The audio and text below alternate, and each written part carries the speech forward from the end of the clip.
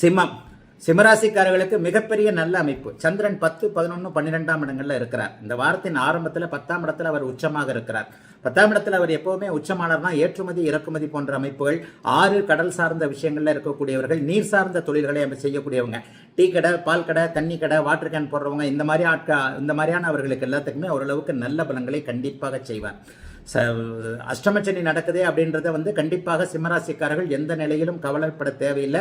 அஷ்டமச்சனி இன்னொரு 1.5 வருஷத்துக்கு உங்களை எந்த விதத்திலையும் டிஸ்டர்ப் பண்ணாது. ஆக சிம்மராசிக்காரர்களுக்கு இந்த வாரம் சந்திராஷ்டமம் எதுவும் இல்லாமல் இருப்பதாலும் 10, 11, 12ஆம் இடங்கள்ல சந்திரன் வலுவாக இருக்கிறதுனாலையும் ஓரளவிற்கு நல்லவைகள் நடக்கக்கூடிய அமைப்புகள் உண்டு. என்ன அகலக்கால் எதுவும் வச்சிடாதீங்கன்னு சொல்லுவேன்.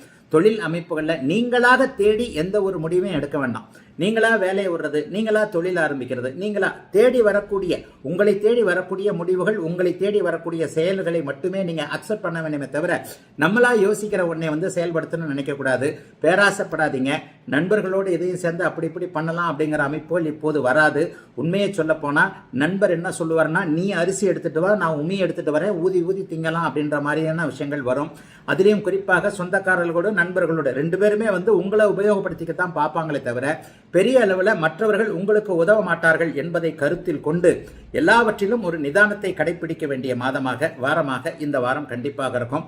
சந்திராஷ்டமம் இந்த வாரம் உங்களுக்கு கிடையாது. 11ஆம் இடத்துல குருச்சந்திர யோகம் வாரத்தின் நடுப்பகுதியான புதன்கிழமை வியாழக்கிழமை ஏற்படுகிறது.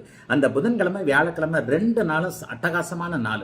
தொட்டது துளங்கக்கூடிய நல்ல அமைப்பு. சூரியன், சந்திரன், குரு போன்ற மூவருமே 11ஆம் இடத்தில் வலுவான அமைப்பில் சேர்றதுனால அந்த காலகட்டங்களில் அப்பா அம்மா கிட்ட ஏதாவது ஒரு காரியம் நிறைவேற்றிக்கணும் அப்படின்னு சொன்னா சிம்மராசிக்காரர்கள் அம்மா கிட்டையோ அப்பா கிட்டையோ எதையும் சாதித்துக் கொள்ளக்கூடிய அமைப்புகள் அப்போது உண்டு. ஆகவே சிம்மத்திற்கு பெரிய சோதனைகள் எதுவும் கண்டிப்பாக கிடையாது. எல்லாம் நல்ல விதமாக முடியக்கூடிய ஒரு அற்புதமான நல்ல மாதமாகவே நல்ல வாரமாகவே இந்த வாரம் சிம்மராசிக்காரர்களுக்கு இருக்கிறது. பெரிய கஷ்ட நஷ்டங்கள் கண்டிப்பாக வராதுங்க. அதே நேரத்தில் பூரம் நட்சத்திரக்காரர்களுக்கு இப்பொழுதே சில அகலக்கால் வைக்கக்கூடிய உங்களில் இப்போ மகம் நட்சத்திரக்காரங்க கொஞ்சம் எதுவுமே நடக்காமல் இருக்கிறீங்க. பூர நட்சத்திரக்காரர்களுக்கு ஏதாவது தொழில்துறை அமைப்புகளில் சங்கடங்கள் வரும். அதில் மட்டும் கொஞ்சம் கவனமாக இருக்க வேண்டிய அமைப்பு இப்போது உண்டு. ஆயினும் பொதுவாக சிம்மராசிக்காரர்களுக்கு கெடுதல் இல்லாத வாரமாகவே அமைந்திருக்கிறது இந்த வாரம்.